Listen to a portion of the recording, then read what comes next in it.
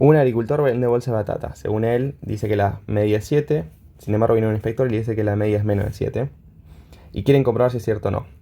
Un inspector toma una muestra de 12 bolsas y determina el peso X de cada bolsa y obtiene estos datos. Se puede suponer que el peso de la batata sigue una distribución normal y vamos a indicar las hipótesis para esto. Entonces, al inspector lo que le va a interesar es qué pasa si es menor el peso, porque suponete que no te pueden vender menos peso de lo que promocionan, si no sería fraude, qué sé yo. Entonces, si suponemos en la hipótesis nula primero que nada necesitamos una igualdad y es un poco lo que se piensa que pasa, y en la hipótesis alternativa lo que vamos a testear, o sea, lo que nos interesa chequear si ocurre o no. Entonces vamos a chequear si es menor o no, porque si es superior el peso no nos interesa. Y bueno, y no nos olvidemos de definir a nuestra variable aleatoria, que va a ser el peso de las bolsas. El peso de las bolsas, que ahora sí nos dicen que es una distribución normal con una media que claramente desconocemos, si no, no tiene sentido estos tests, y un desvío que también desconocemos, ¿no? Pero que lo vamos a estimar. Y un poco lo que nos pide después, estimar la media y el desvío, como las estimaciones sin sesgo. Recuerden que era un poco el sesgo. Un estimador era una función de la muestra, una función matemática, que su objetivo era que cuando vos le enchufabas a tu muestra, ¿okay? En este caso 12 elementos, te escupa, o sea, cuando les metes esta información muestral, te escupa un valor, que ese valor sea lo más cercano a tita posible, ¿no? O sea, qué sé yo. Y ¿qué significa? Recuerden que esto es aleatorio, así que para distintas muestras te escupe distintos valores. Entonces, una propiedad deseable que se le puede pedir es que, bueno, en promedio de todas estas estimaciones, el promedio sea el parámetro que buscaba estimar. ¿Sí? Sería como algo decente de pedirle, entre otras cosas, ¿no? Bien, y la estimación sin sesgo del promedio es x raya. Acá no hay muchas dudas. Sumamos los datos y dividimos por n. Fíjense que si yo hago la esperanza x raya, me termina quedando la suma de las esperanzas. El n salía afuera y como la esperanza es una constante que es mu, se me cancela y me queda el promedio. Por eso no hay sesgo. Fíjense que la esperanza del parámetro escupe el parámetro buscado aproximar. La esperanza, el estimador de la varianza se lo llama ese cuadrado. Y lo que hace es a cada dato restar la media muestral y esta resta elevarla al cuadrado. Suma todas estas desviaciones y divide por n-1, que es un poco lo novedoso, porque dividimos por n-1 para que suceda que no haya sesgo. Y a esto no hace falta, pero para el que quiera voy a tardarme un minuto en mostrar un poco por qué esto es insesgado de otra forma, porque ya tengo varios videos mostrando esto, pero ya que estamos una más. Entonces, acá tenemos que hacer conocimiento de que si yo tenía esto, que un h cuadrado para arrancar, se podía pensar como una normal estándar al cuadrado. Que si yo sumo chi cuadrados independientes, se suman su grado de libertad. Así que si yo sumo n chi cuadrados independientes, normal estándar al cuadrado, esto es un h cuadrado con n grado de libertad. Y lo que pasaba un poco era que si yo multiplicaba por n-1 a ese cuadrado y dividía por sigma cuadrado, acá aparecía una especie, fíjense que acá, a la C que le estoy restando la media y voy a dividir por la varianza, aparecía de alguna forma una especie de normal estándar, que está mejor probado en otro video. Entonces esto era un h cuadrado con n-1 grado de libertad. Recuerden que las x provienen de una muestra aleatoria, por lo cual existe independencia entre las observaciones. Lo que escribí más prolijo, ¿no? Bien, y la idea de cómo mostramos que esto es insesgado, vamos a tener que recordar, tal vez hay muchos recordatorios, que el valor esperado de un h cuadrado es en el caso particular de la gama, ¿no? Y terminaba siendo n-1, o sea, su grado de libertad. Entonces, ¿qué sucede si yo le aplico valor esperado a este h cuadrado que tengo por acá? Bueno, sigamos por el costado. Si yo aplico valor esperado a eso, vamos a hacerlo acá, me queda n-1 por, entre paréntesis, s cuadrado dividido sigma cuadrado, y como es un h cuadrado con n-1, su esperanza va a ser n-1, que son su grado de libertad. Las constantes salían afuera de la esperanza, y esta también es una constante. La s es una variable aleatoria, ojo con eso. Y las puedo pasar del otro lado. Esta n se me cancela con esta n, y este sigma cuadrado, cuando lo multiplico término a término, se me cancelan. Y me queda que la esperanza de ese cuadrado es sigma cuadrado, ¿no? Que es un poco el ensejamiento del que queríamos ver. Y ahora que tenemos la teoría, Vamos a la práctica. ¿Cuál sería la estimación de x raya? Bueno, me lo dice la estimación, me lo dice el estimador. Lo que tengo que hacer? Tengo que sumar mis datos muestrales. Fíjense como algo aleatorio, cuando le enchufo información muestral, me escupo un valor. Este valor lo puse acá en la calculadora y me dio 6,97. Y el de ese cuadrado tal vez es un poco más complicado por cómo tengo los datos, porque acá yo no tengo los x sub menos x raya detallados al cuadrado, pero yo puedo hacer un poco de álgebra y lo voy a hacer un poco rápido. Recuerden que la sumatoria la puedo distribuir, y recuerden cómo es un cuadrado, a menos b al cuadrado, como es si quieren. Me queda, si yo a esto lo pienso como a y a esto lo pienso como b, ¿okay? Esto me queda, y distribuyo la sumatoria al mismo tiempo, me queda a al cuadrado, o sea, la suma de los x sub al cuadrado, menos 2 veces por la suma de 2a, o sea, menos 2a por b, o sea, 2x sub i por x raya, más, ¿okay? B al cuadrado, o sea, la suma de x raya al cuadrado. Y todo esto va a estar dividido por n-1, que no me lo olvido. Y ahora podría, de nuevo, de mi sumatoria sacar las constantes afuera. El x raya y el 2 no tienen subíndice i. Recuerden que la sumatoria va de 1 hasta n, que es 12. Y acá, esto es una suma de una constante, de x raya, x raya, x raya todo el tiempo. Así que esto me va a quedar n, que es 12, por x raya al cuadrado.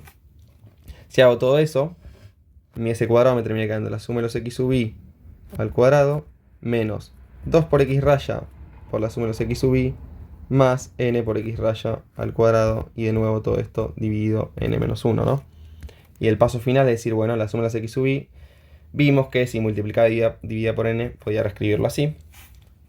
Entonces, tengo una estimación para ese cuadrado, tengo una forma funcional para ese cuadrado que me sirve para el tipo de datos que tengo, que es la suma de los x sub i al cuadrado menos n por x raya al cuadrado dividido n-1.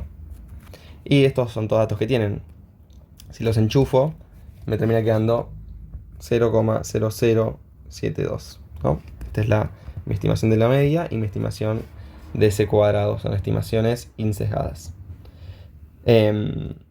Después me dicen que realice un contraste adecuado, indica el valor P, y utilizando un nivel de significación, indicar la hipótesis. ¿Okay? Entonces yo tengo mis hipótesis para mi problema.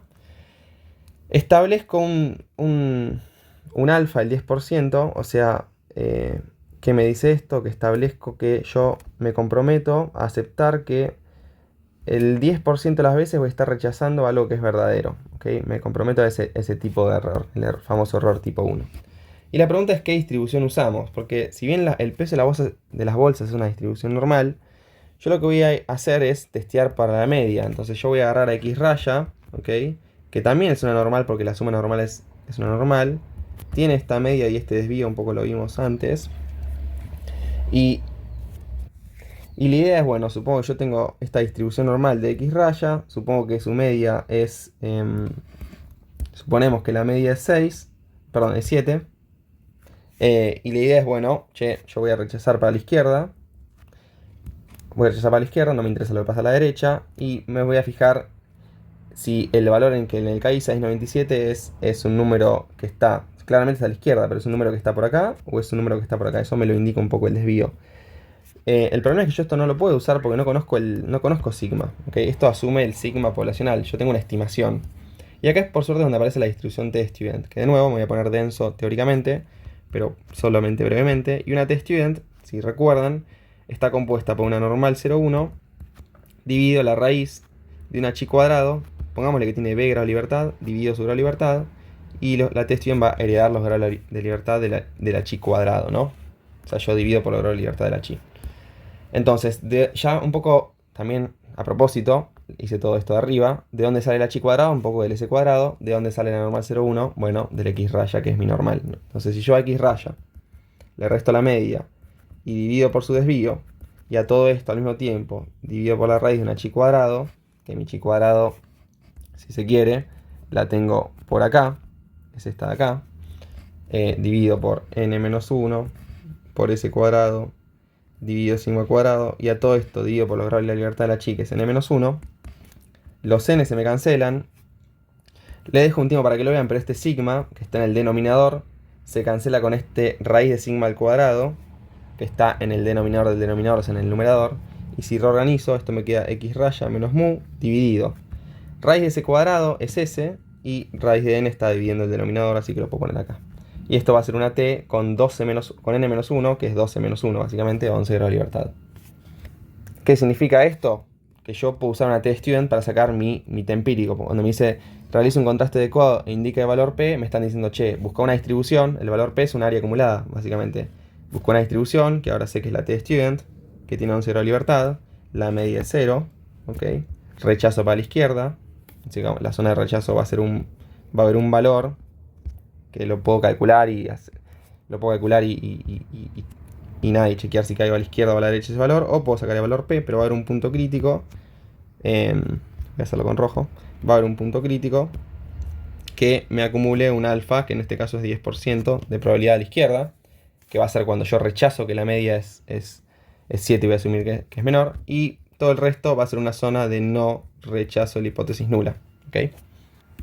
Porque lo que pasa es que, ¿por qué no rechazo? Porque o caí muy cerca del valor de 0, que es la zona más probable, por lo cual seguramente sea bastante probable que mi media sea 7, o la otra opción es que caí muy lejos para la derecha, lo cual seguramente mi media sea mayor, pero al inspector no le importa si la media es mayor, entonces básicamente no voy a rechazar que la media es 7, no me dice que la media es 7, pero no puedo concluir que es menor. Tal vez es mayor, pero no concluyo que es menor, entonces ponerle que no puede haber una denuncia si se quiere.